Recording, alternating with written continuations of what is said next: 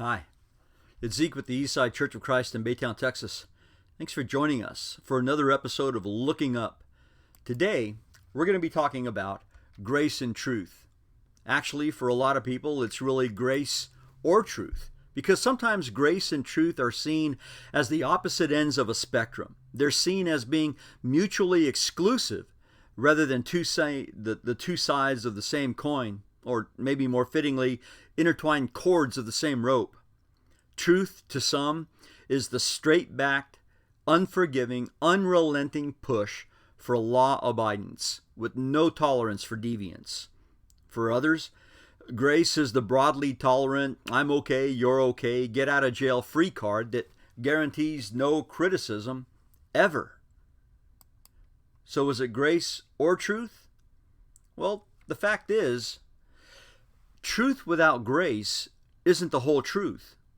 And grace without truth isn't real grace. Rather, grace and truth are inseparably joined, having come in Jesus, as John 1:14 tells us, who showed us grace and truth by his love and teaching. The apostles continued this graceful truth in their inspired writings, which formed the very basis for salvation and the continued maintenance of that salvation, which, of course, is entirely by God's grace and truth. So, should we sacrifice either? Well, of course not. But neither should we compromise them by distorting what their reality is, especially making it into our own wishful thinking. Read in the Gospels about how often Jesus spoke truth, but he spoke that truth with love for the soul of the sinner. The incident with a sinful woman in John chapter 2, or rather John chapter 8, verses 2 through 11, is a good place to start.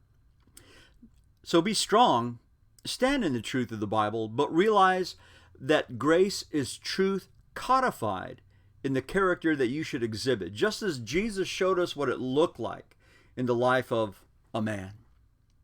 Our looking up verse today is from Titus chapter 2, verses 11 and 12, which say, "The grace of God has appeared, bringing salvation to all men, instructing us to deny ungodliness and worldly desires, and to live sensibly, righteously, and godly in the present age." That's grace and truth. As the psalmist put it in Psalm 85, verse 10, mercy and truth have met together, righteousness and peace have kissed. Well, thanks for joining us for another episode of Looking Up, and I hope you have a great day. God bless you.